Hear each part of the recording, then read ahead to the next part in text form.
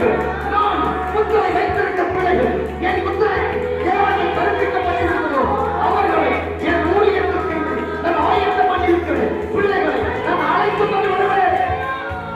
இங்கு தேசத்தை கலைக்கிறவர்கள் புறப்படுவார்கள். இங்கிருந்து ஆராதனை வீரர்கள் புறப்படுவார்கள்.